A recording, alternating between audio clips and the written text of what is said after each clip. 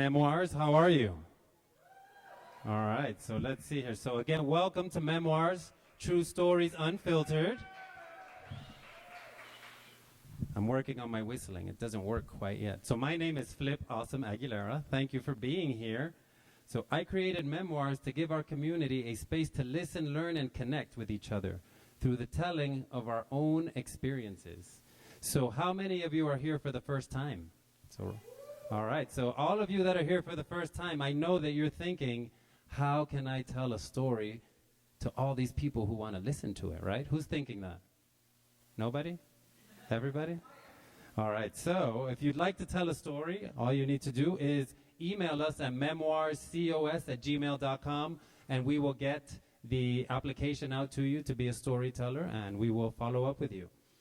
All right, so you can also follow us on the socials, on the Facebook, on the gram. We are Memoirs COS, and we have an exciting thing here. We are going to release the podcast here in, I think, 2 to 3 weeks, so keep your eyes peeled for that.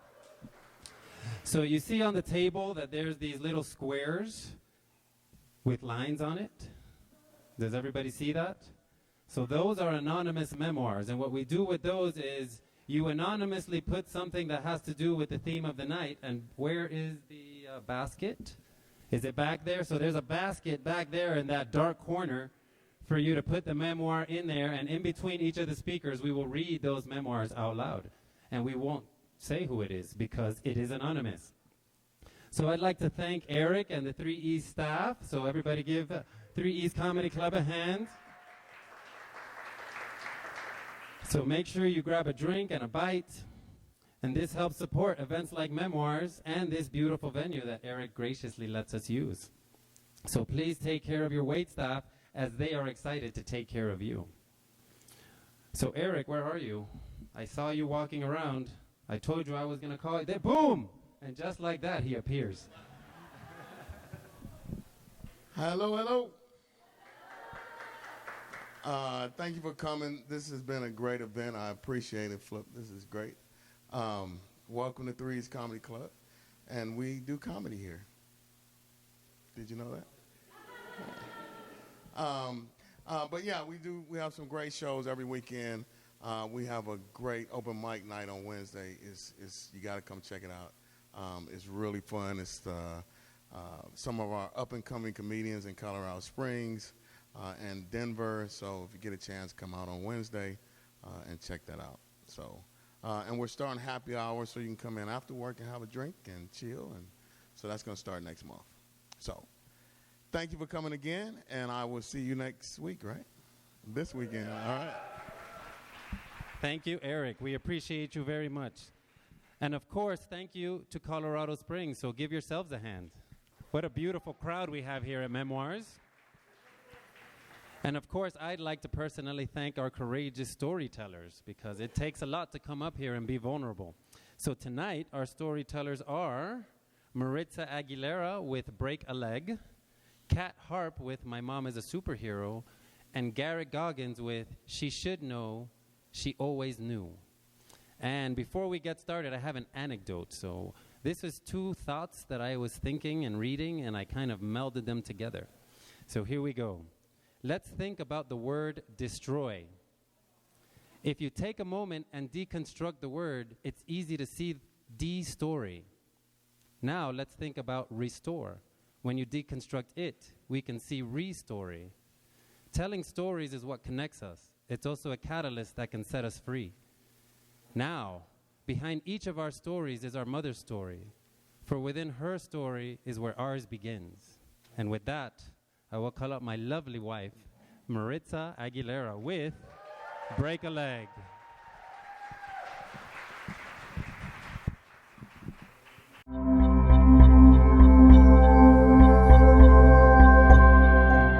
All right. So this is a story that I've told many times from my own perspective. So this is a new twist with a little bit more details as I include my mom to be the focal point of the story and not myself. My mom, Maritza Torres, was born July 15th, 1951, in a very small town in Cuba called San Antonio de los Baños. In 2007, Wikipedia said that there was only 40,000 people reported living there. So back when she was born, I'm sure that there was probably a lot less. She left her homeland of Cuba and migrated to the United States, to Miami, Florida, in August 18th, 1967.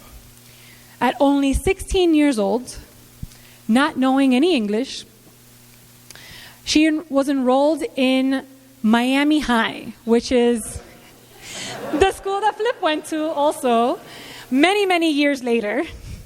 One of the largest schools in Miami at the time. My mom was raised in a very Catholic household. It was very strict. There was no dating. There was no going out by yourself or, dropping off at the mall. No, none of that stuff happened. It was always with her little sister, with her little half-sister that she also migrated here with her mom. And there was always studying and school. My mom met my dad in October of 1971. And knowing her upbringing, it's not very surprising that she was married by June 1972. That's just 8 months, guys. So, in 8 months, she married my father. Now, my father, he was born in New York, and he moved down to Miami. He had a son with his first wife, and he didn't want any more kids. So he made sure to let my mother know. Back in that time, probably even still a little bit during this time, it's kind of seen as the woman's responsibility to take care of herself and, respect her husband's wishes and not get pregnant, not have any kids. So it took her about 10 years, almost 10 years, to gather the courage that she needed to throw all that out the window. And on July 26, 1981, I was born.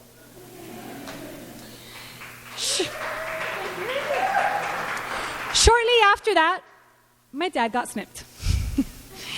So there's that. Sonograms, back in the early 80s, sonograms were not a very common thing. They were just starting to be used in pregnancies, but they were only being used if there was a reason to believe that something was wrong. Both of my parents were young and healthy, and so there was no reason to have it. My mom never had a sonogram when I was in the womb. But it was very apparent from the moment I took my first breath outside the womb that I was very different. I was born with my right femur 3 inches shorter than my left femur. So this was a big shock to everyone, including my mother. There's rarely, even when I had my son, I was not prepared to have anything less than a perfect baby.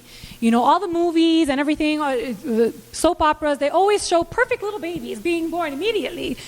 And that was not me. After the initial shock wore off, she thought it was time to see what she could do about this shorter leg.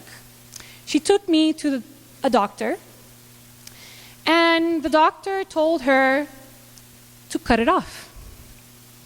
Cut off the leg, just because it was shorter. My mom was outraged. She didn't know what to think.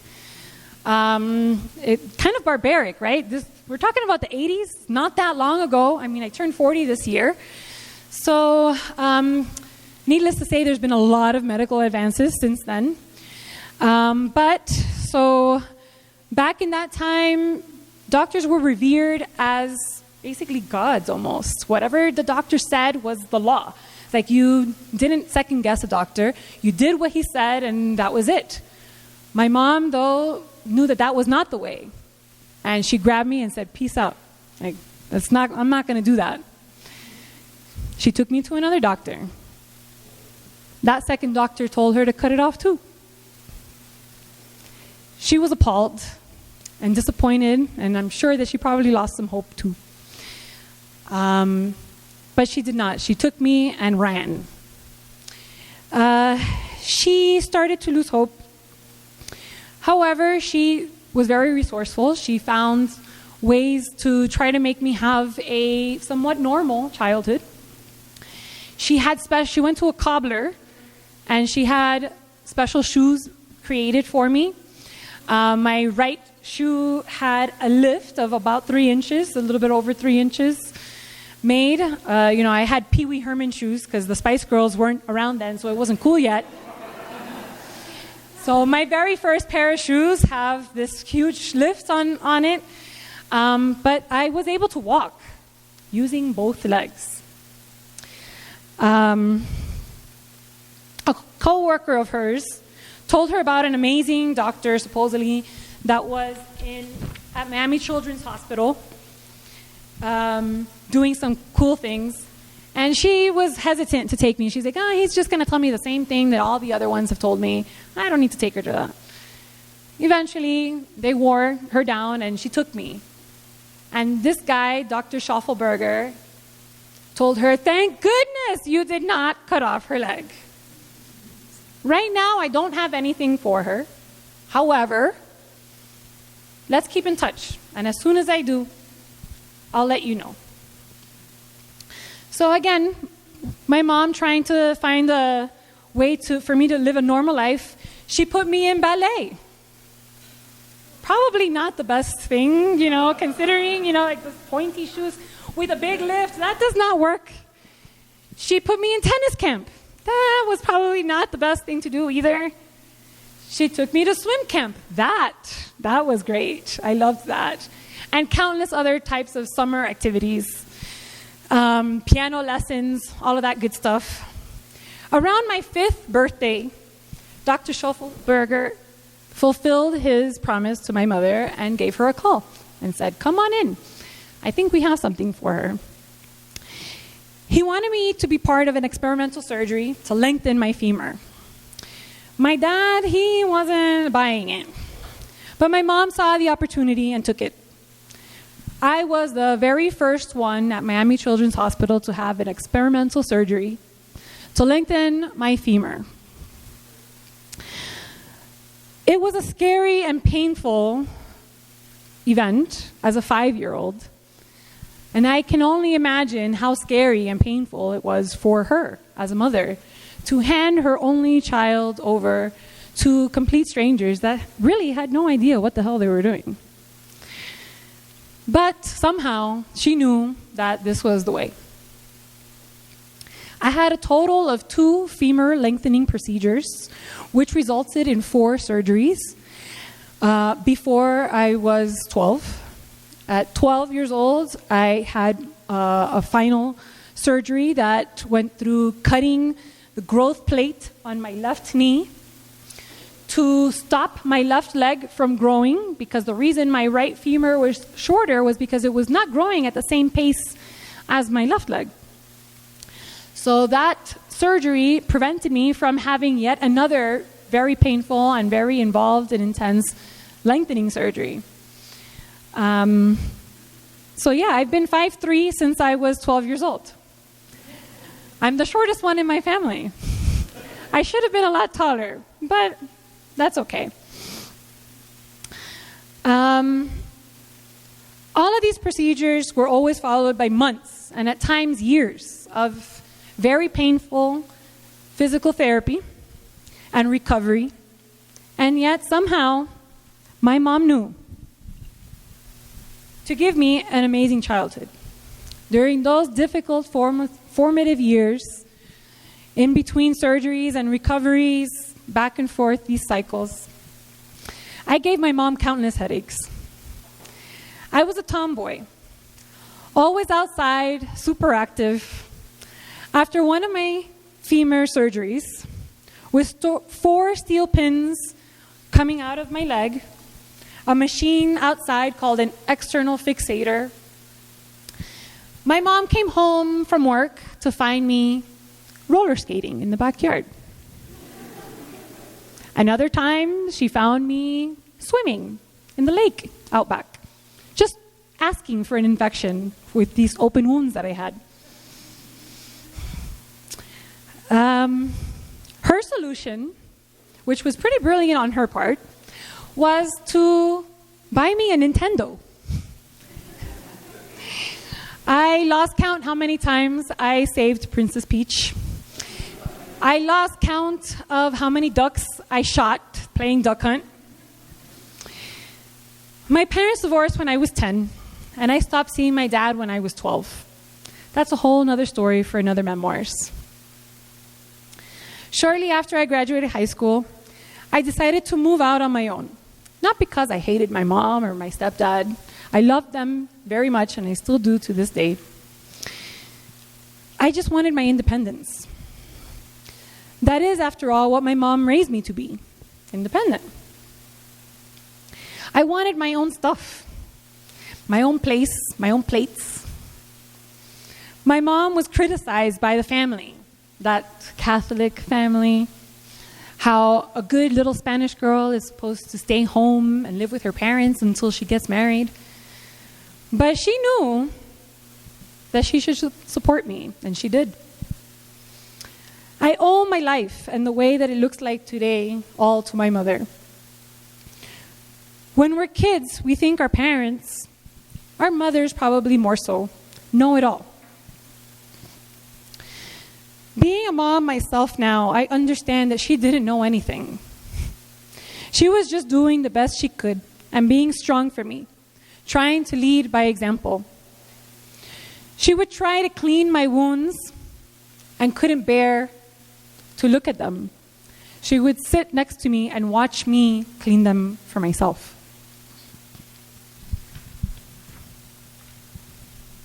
One time while she bathed me, I slipped and fell in the tub on those steel pins, those same 4 steel pins. I saw the blood drain from her face as the water turned red. And she had to gather her composure to get me out there dressed and onto the hospital to make sure that everything was okay. I have many stories of things that I've had to tell her and share with her, that she's had to listen to me. And as a mom, you know, I can't believe that it would be easy for her to endure these stories. During my first surgery,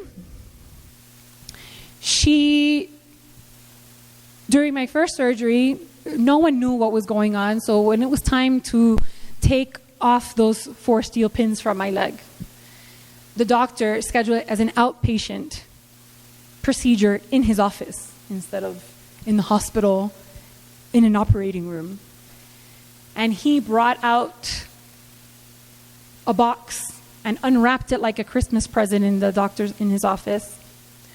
And it was a hand drill that he was going to hand drill those 4 steel pins out of my leg without anesthesia. When I was 10 and I had my second surgery, I told them that they would not be able to touch me unless they would put me under when it was time to take out those 4 steel pins again. And so they agreed to do that. And during that surgery, when they were removing the steel pins off of my leg, I woke up in the middle of the operating room. And I jumped, I sat up from the table. And I saw all of the doctors and the anesthesiologists on the far side of the room. They all immediately looked at me. And the anesthesiologist, I remember, running towards me, counting backwards. And I had to tell this to my mother. And I looked down while all this was happening. I see my bloody leg. Those are things that you don't forget. And again, that I had to recount to my mom. And I can't imagine that would have been an easy experience for her to hear. When it was time for me to have my own son, she stayed in the delivery room with me until the final moment, because she couldn't bear to see that either. She stayed home with me to help me, teach me how to be a mom. When at only 20 years old, I had never even touched a baby. The first time my son threw up all over me, and I screamed and cried, she came running from the other room to see what was wrong, only to laugh at me as she saw me with my son like this and crying, like, all full of vomit. Most recently, the day before Flip and I packed up our lives in Miami to drive cross country to make a new life for ourselves here in Colorado Springs, I asked my mom to come and say goodbye. She called me and begged me, Maritza, please don't make me go. I'm not strong enough. If she only knew that she's the strongest person I've ever known. Thank you.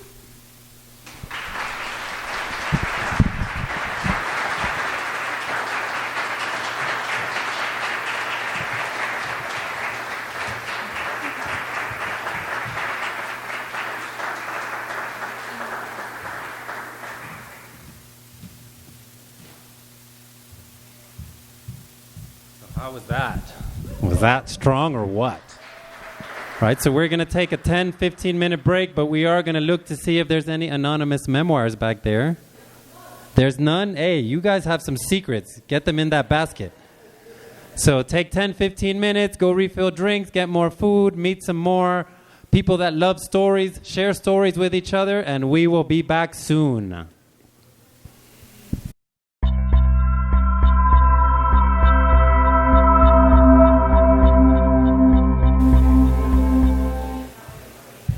All right, somebody tell all the people that are getting 4 and 5 drinks that it's time to tell some more stories. Garrett, would you do me a favor? You're not next, but yes, bring me that thing. Bring me that basket of anonymous memoirs. All right, let's see here. We've got some secrets. Who wants to hear some secrets? Okay, so, that I miss you every moment of every day. I love you more than words can say. I guess that's a message to somebody's mom. How sweet is that? All right, so where's all my people? I need the people back. Go tell them. Go tell them to come back. Who's an assertive, strong person? Tell them, get back in here.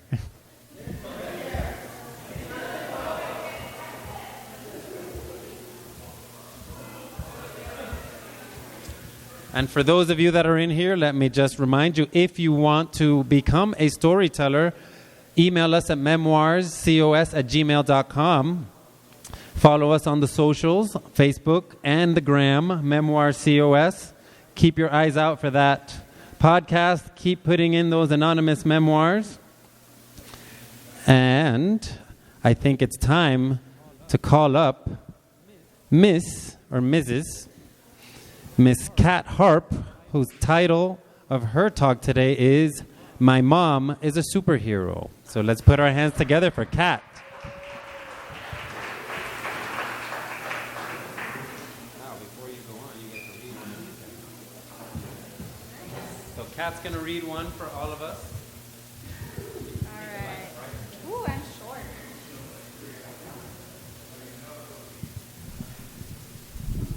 Little short here. Great. There you go. All right, so this one says, Mom, give me my damn Pokemon cards back. I can pay off my house with those things. I mean, hey, you know. Is Brandon Kirk here? All right. It's all yours.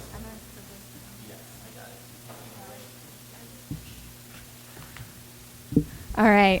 So my parents are actually here tonight. I did not tell my mom what this was all about, and so I apologize for any tears in advance. It's my bad.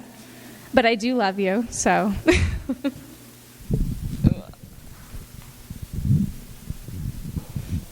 So I'm convinced that my mom is a superhero.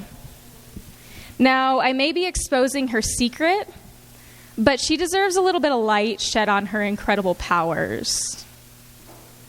I don't know her heroine name, and if I had to give her one, it would be something along the lines of Golden Heart Goddess.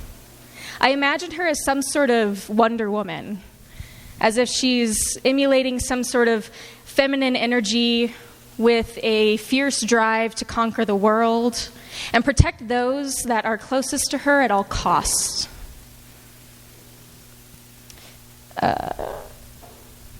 She has a heavy heart from the turmoils of life, but I believe that this is her power.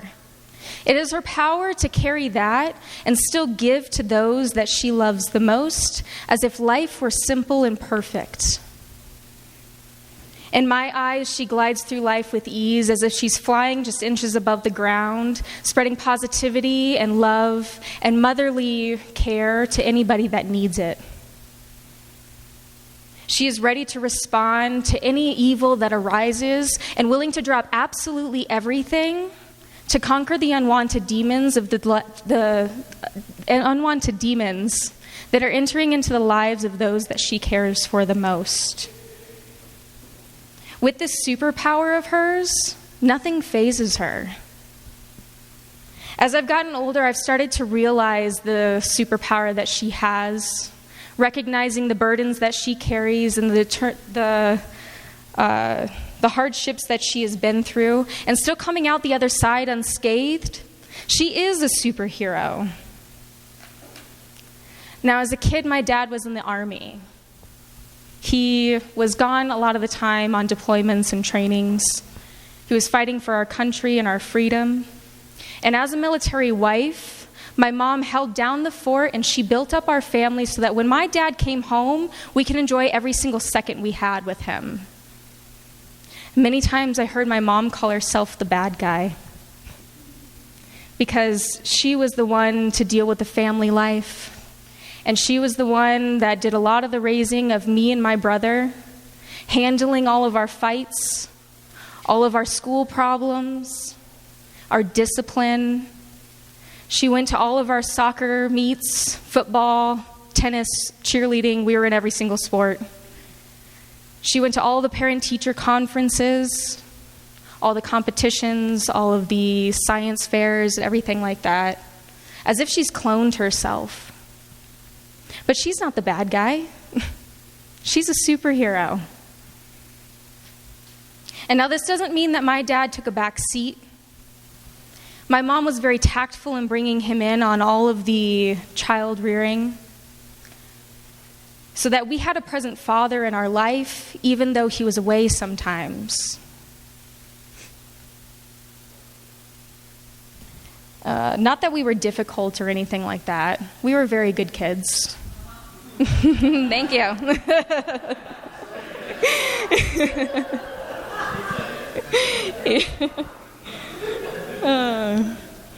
But she's not the bad guy. She's a superhero.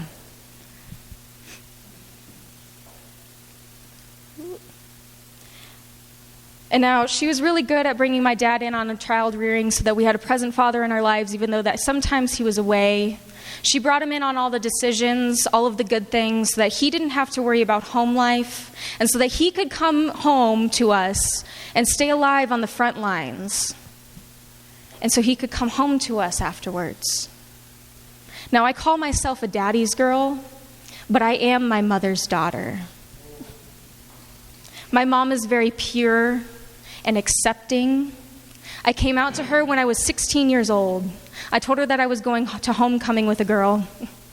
Now, this was a little bit of a surprise to her because I always had little boyfriends, but she never made me feel like I was doing something wrong.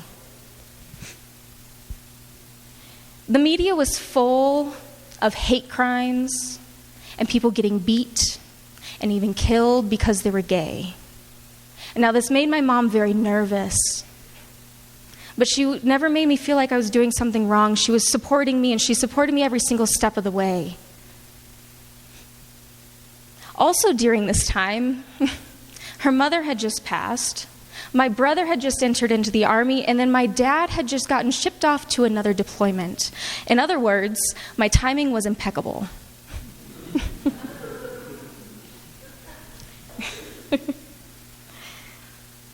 But her superpower gave her the ability to handle this part of our lives and still be there for each and every single one of us, as if life were simple and perfect, and she never faltered. All of that stress and that emotion and everything would crush any normal human being. She is a superhero. Now at 20, I saw a crack, but her power never leaked out. My brother passed away unexpectedly.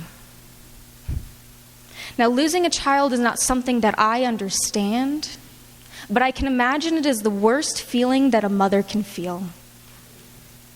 That night was devastating. Getting a call from my brother's friend saying that he had been in an accident and he needs my parents' number immediately. I gave him their number quickly and I started to drive home. Shortly after, I got a phone call from my mom saying that I needed to get home as soon as I could and that something has happened to Caleb. Arriving at home felt like I was stepping into a world of chaos and uncertainty. My parents were on the phone trying to get any kind of information they could to see if their son was still alive. And then waiting. The waiting felt like eternity. Tears were flowing from our eyes as if a dam had broken and nothing we could do to fix it. Tears were falling into empty hands, covering our faces in disbelief of what was happening. But our hands weren't empty for very long. Enter the superhero.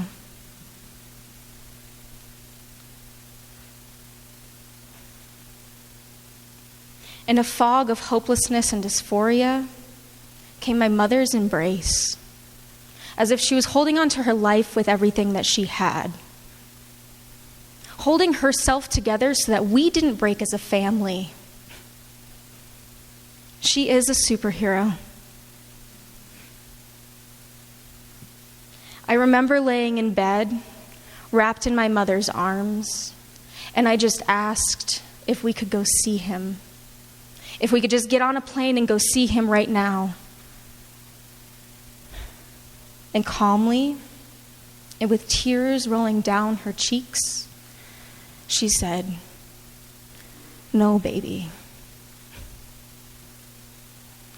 The next few weeks are a blur to me, but my mom is a doer. Do what has to be done. We have a picture of my brother right after he graduated from basic training where he's kneeling next to a plaque that has this quote, "Do what has to be done." I feel that my mom has taken this statement and it has fueled her power even further. She gave us strength when she had nothing left. She was dripping love and care into our hearts when love was taken away from her. She is a superhero. At 23, I went through a divorce. I married a woman who I had been with for about 4 years, and my world came crashing down when she told me that she didn't want to be with me anymore because she felt like we were too different. My parents are high school sweethearts, and so divorce is a concept that I couldn't grasp. I fell into a whirlpool of alcohol and bad habits because I felt like I couldn't handle this part of my life. I was hiding my emotions. Once again, enter the superhero. At this point, I was living with my parents. I was coming home late from bars and then waking up the next day just to do it all again.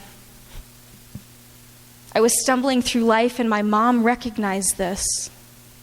Standing in the background, allowing me to navigate this part of my life while still making sure that I wasn't falling any further. She was always in the shadows, as if she was a vigilante, wanting to help me escape this period of my life, but knowing that I had to do the growing on my own. She let me come to her, but I didn't. Not for a while. Instead, I unleashed my drunken rage on her multiple times and said many things that I didn't actually mean. I made my mother cry. And while my mother was crying and her heart was breaking, she was still filling me with the love and the attention that I needed, but I didn't deserve. A mother's love for a child should be unconditional, right? But how do you do that when it feels like your child is making every single wrong turn and then you end up being the collateral damage? When all you want to do is help them, and then you get hurt along the way, and then you stand up strong the next day just to tell them you are going to be okay. I promise you are going to be okay. These words from my mother, they ring in my head as if it's a mantra. And then when I feel like something is going wrong or my life is going the wrong direction, I hear my mother's words in my head. I promise you are going to be okay. She is a superhero. Right before I turned 24, I got into an accident. I was starting on a better path. I was heavily limiting my drinking, and I was also opening up to my mom a lot more. I felt like I was doing great in life, and then I made a bad decision. I decided to go to see some of my friends, and then I decided to drive home very late at night when I should have stayed. I wasn't drinking or anything like this, but I was very tired, and in my sleepy haze, I missed a stop sign. I flew into a ditch, and I crushed my leg and had compression fractures in my lower back. And when I felt like I was on my way out of this dark tunnel in my life, I was thrown into the hospital for multiple weeks, and then I was accompanied by multiple surgeries and a very long road to recovery. I was conscious the whole time that I was in my accident. And when I came to a stop, my parents were the first people that I called. I told them that I had been in a crash and that I was dialing 911. I was frantic and my service was very spotty because I was in Black Forest. But it came across my mother's voice, and her voice was so calm. And I remember this. And once I got off the phone, the calmness of her voice gave me the clarity of what I needed to do. My car was smoking. And for fear of my car catching on fire, I slid myself across the field and I dialed 911. I was talking to the operator, and she was telling me to listen to the sirens, listen for the sirens, because they couldn't find me. I didn't know where I was. And as I was laying there, I was looking up into the stars, and I heard my mom's voice. I promise you're going to be okay. My parents arrived about the same time that the paramedics found me, and the look of fear on my mom's face sent guilt rushing through my body.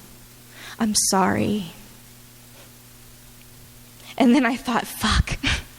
They had just lost one of their kids, their only other child, and now I'm doing this to them? You're going to be okay, my mom kept saying. I remember her being so calm in a situation that was so terrifying. She is a superhero. My mother has been through a lot. And she still stands strong next to me, holding my hand, letting me know that I will never be alone. She has never been crumpled by the stress of this life. And she always sees the bright side of things. With this power of hers, She is the unbreakable light in the darkness. She is the superhero. She is my superhero. Thank you.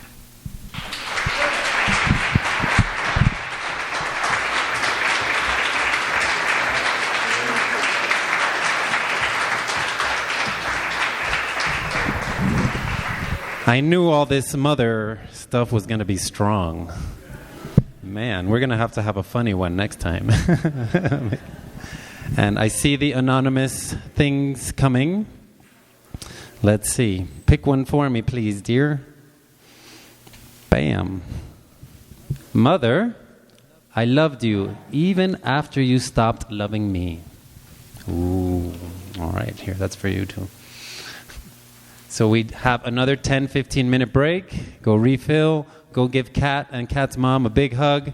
Keep filling these things in over here, and we will be back in a short while. Thank you very much.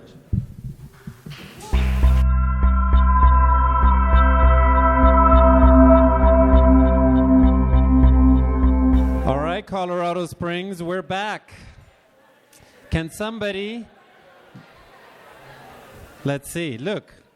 My wife knows me so well. I didn't even have to ask.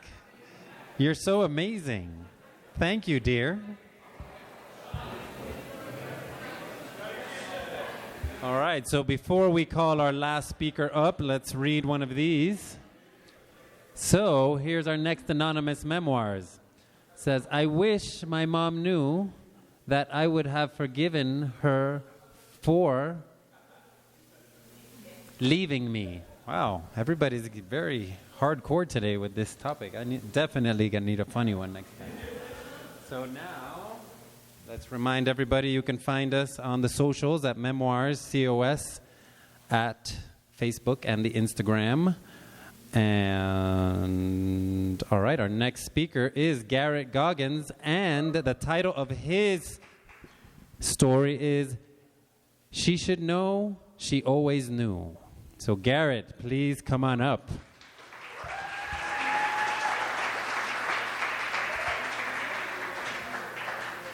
Read one of these while you're at it. That was a long one. You got a novel. Got a novel. There are a lot of funny stories I could tell, but I'll save those for when my mom isn't sitting right next to me. On the other hand, there was a rough night when a fight broke out among my mom and sister, and later that night, when everybody was asleep, I heard her cry. I can tell you mothers don't know their kids know everything and see everything, and a kid's love is just as unconditional as a mother's.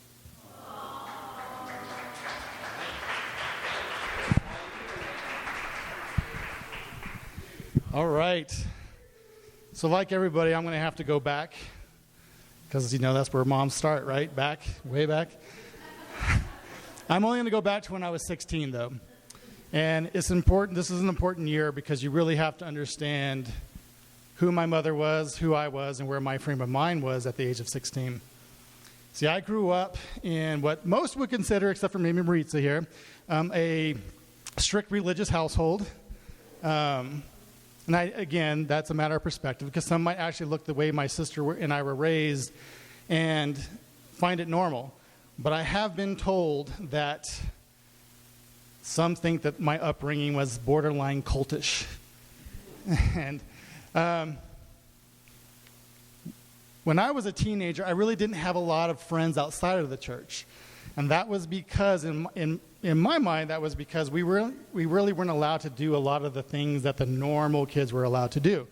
So dances was a big no-no.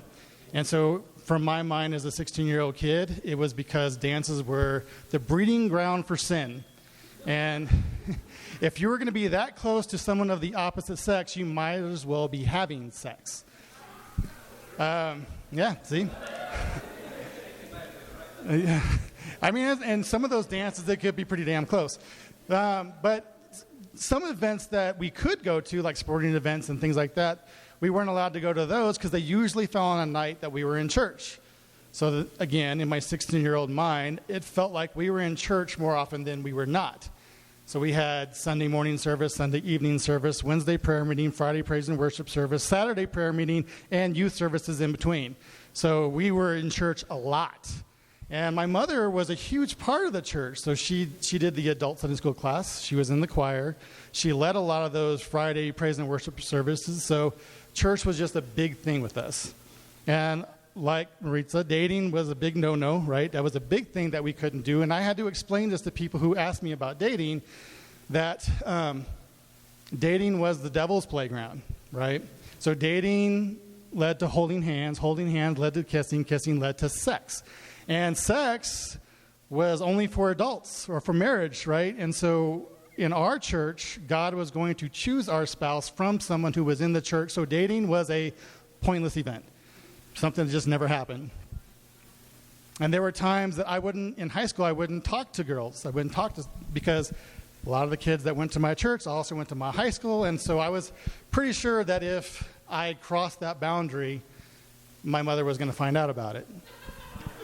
And how did I know that? Because every time I crossed that boundary, my mother found out about it.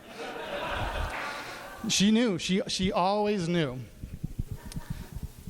So you have to understand, as a teenager, my frustration, right? I was a 16-year-old kid that just longed for this normal teenage life, but I always had to push that longing aside because I was more fearful of the repercussions that were going to happen if I ever chose to cross that line. And then oftentimes there were embarrassing moments. Now, I don't know what it is about sports in high school, but girls, guys, when they're in sports, there always seems to be these dating opportunities, right? So when I was running cross country or track, obviously dating opportunities were going to rise.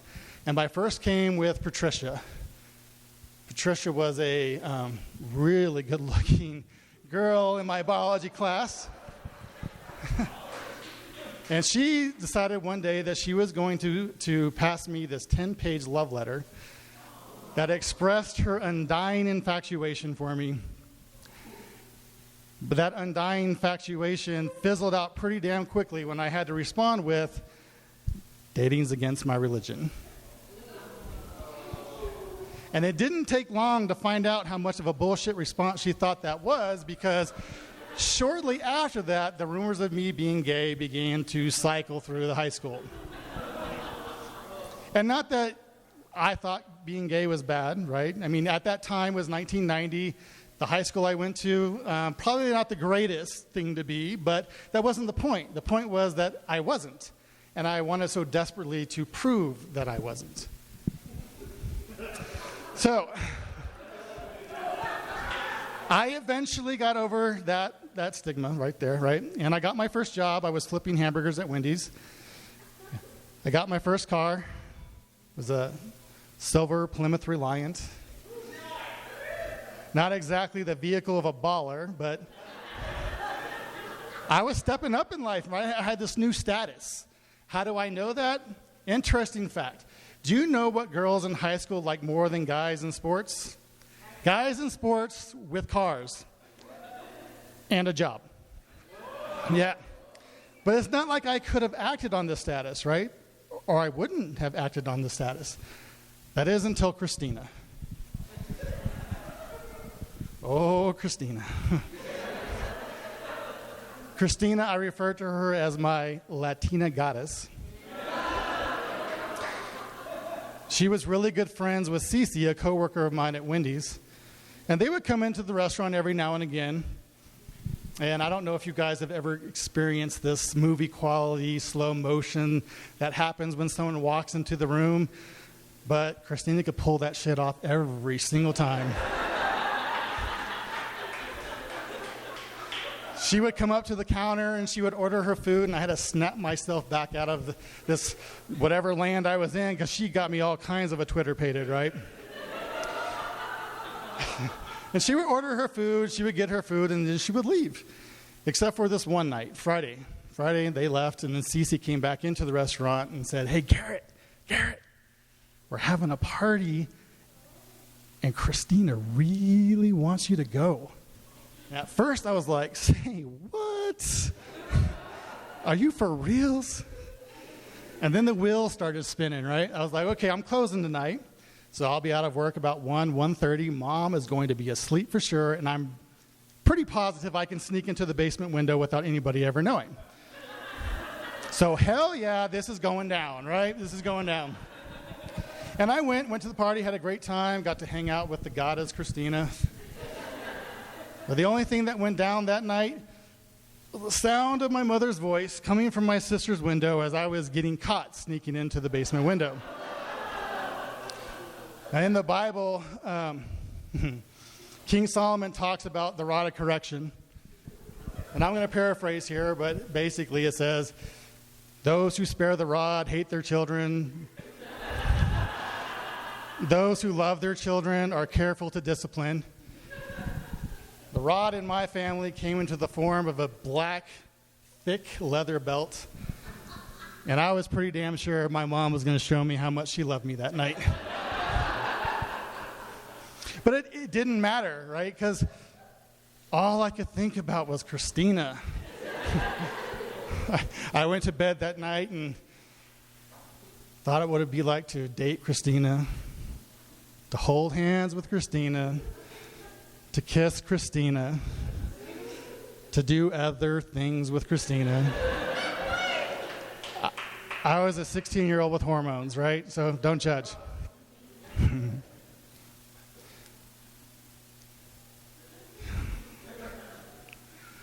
One thing you're going to find out about me is that I, more often than not, have to find things out on my own.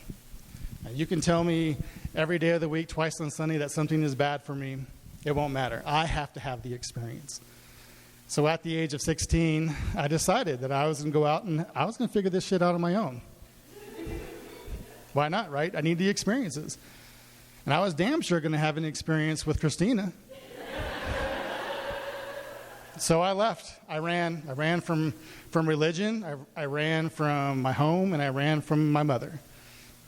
And I had an experience with Christina. Lasted about 2.5 weeks. But I had another experience. Freedom.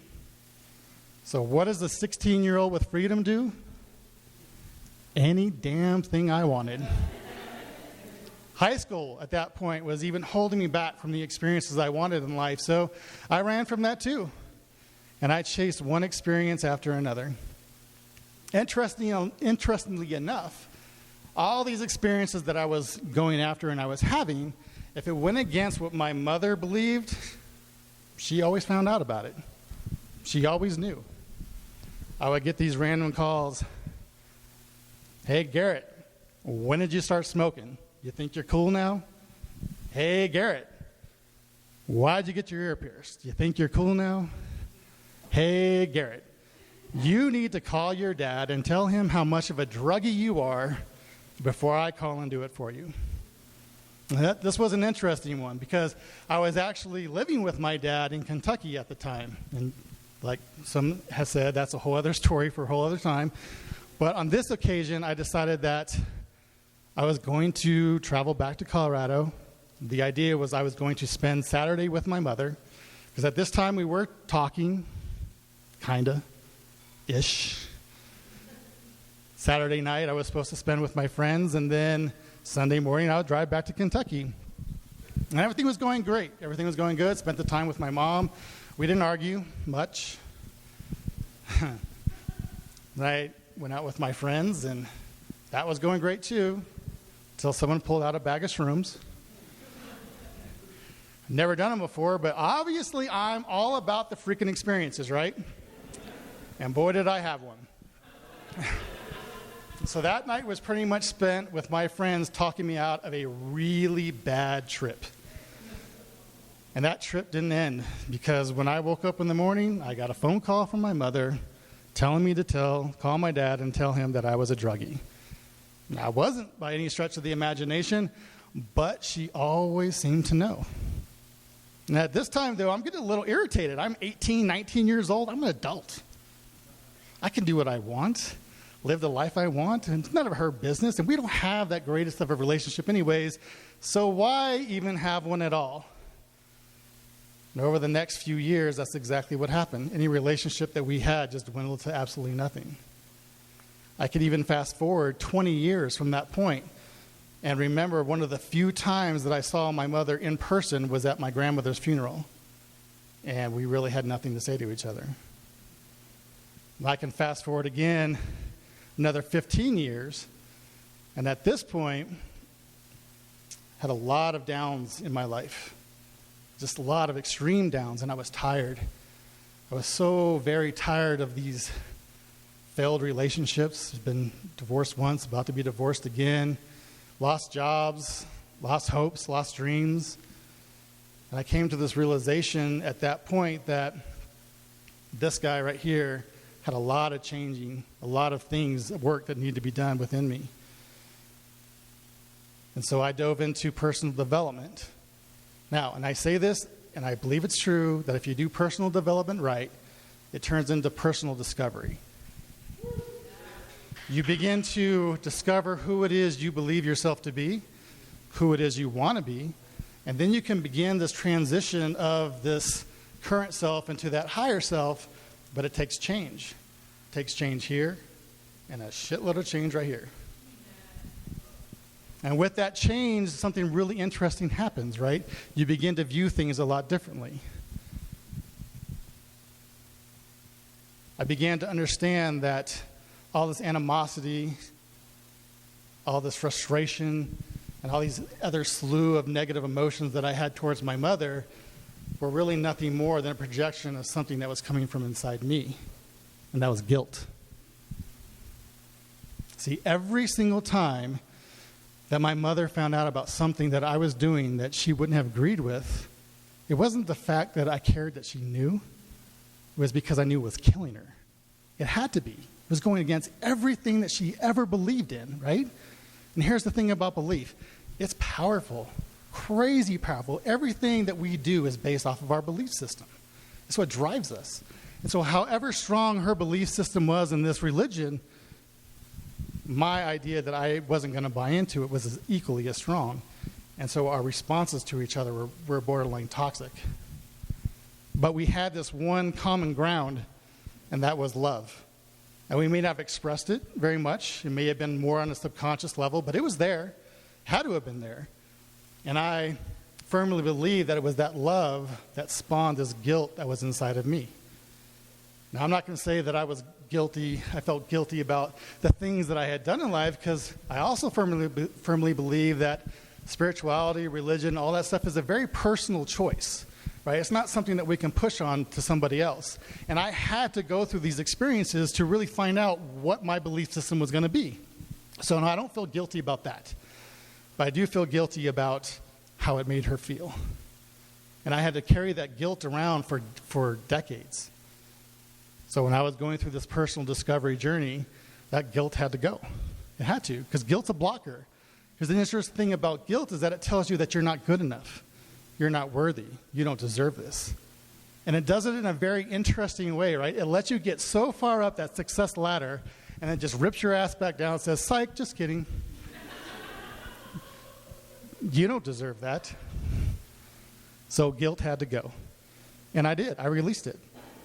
And then I found out something else, that these blockers that we have in life, like guilt, they really tend to distort our perception on things.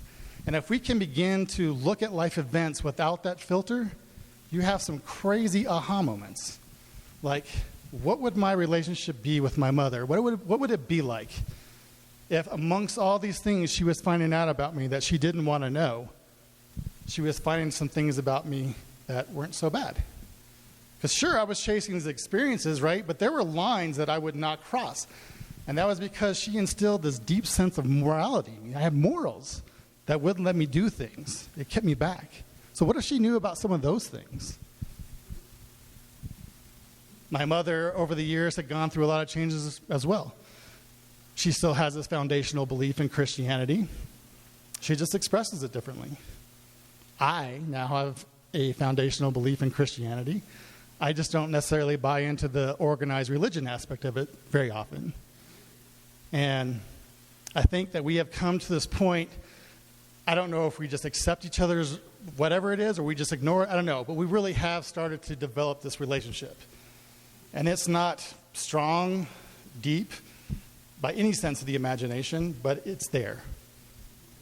Now, a few years ago, my mother had a stroke, and it could have been much worse than it was, but it's a stroke, so it was still pretty bad. And to watch her go through that, I realized something, that some amends had to be made for two reasons. I mean, one, just like the guilt, right? It's a blocker. When you hold on to this stuff, it blocks you. It keeps you from moving forward in life. And for two, we're not guaranteed the time to make that amends. And so I was going through life with this false belief that my mother knew things of how I felt because she always knew. But how could she? Because I was also under this belief that when we build boundaries, it automatically means that we have to build walls. And I started to discover that that's not true. We can hold space for our loved ones in a capacity that we can have meaningful relationships. The boundaries are just set to what we respond to. And so I set out to have that space with my mother. So what should my mother know? Well, she should know that I never stopped loving her. From 16 to I'll be 47 next month. I never stopped loving her. In fact, I have a deep respect for her. A deep respect for her strength, for her tenacity, for her fortitude. A deep respect for this woman that could stand so strong in her belief and yet be so vulnerable. And I think the most important thing, though, that she should know is that this guy, who I am, the man that I am today, I attribute to the lessons that she taught me as a youth and not in spite of them. So these are all things that my mother should know. She doesn't. She doesn't. So, tonight, I'm going to make this pledge in front of all of you. And you can hold me accountable. You cannot. It doesn't matter. But I'll make this pledge. That all these things that my mother should know, by the end of this week, she will.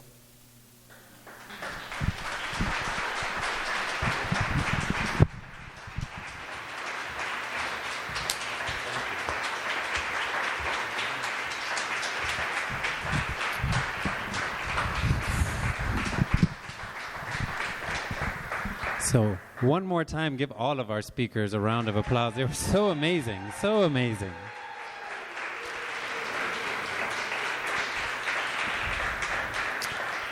And now we can announce next month's theme. Hopefully it's funnier than this one. So next month's theme is going to be School's Out. So if that touches you in any way, if you have any schools out stories of in between elementary, in between middle school, grad school, whatever, whenever school was out, contact us and get on this stage. The email is memoirscos@gmail.com. Same thing on the Facebook and the gram. I just love saying the gram. The thing is that what's it a gram of? All right, aside from that, thank you, Colorado Springs. Memoirs has been amazing. Please like us on the Facebook and the gram so you can know what's coming up next. All the speakers, I'd like for you to come up here so we can take a picture. And all of the rest of you, we're going to put some music on and let's celebrate life while we still can.